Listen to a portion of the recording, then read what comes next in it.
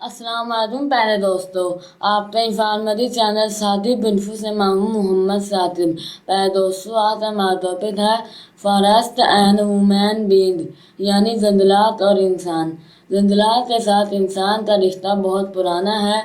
ज़मीन से फसलें उगाने के फन की वाक़ियत से पहले इंसान जंगलात से हासिल होने वाली जड़ी बूटियों और फलों से अपना पेट भरता था और जंगलात से हासिल होने वाली लकड़ी से घर बनाता था। ये रिश्ता आज भी कायम दायम है। पहाड़ी इलाकों में अब भी घरों की तामीर में लकड़ियों का इस्तेमाल ज़्यादा है, जबकि जदीद तर्ज तामीर में लकड़ी को बुनियादी अहमियत हासिल है।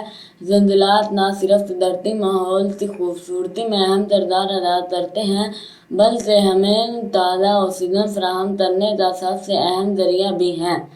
इसके अलावा कुदरती रबरी का असूल, कागज साजी और ज़राए आमदोरफ्त, खास तौर पर कश्ती साजी की सन्नत का इन्हिसार भी जंगलात पर है।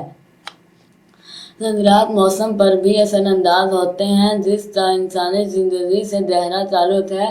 किसी मुल्क के 25 से 30% हिस्से पर जंगलात का होना ज़रूरी है। पाकिस्तान में ये तनासब सिर्फ 5% है।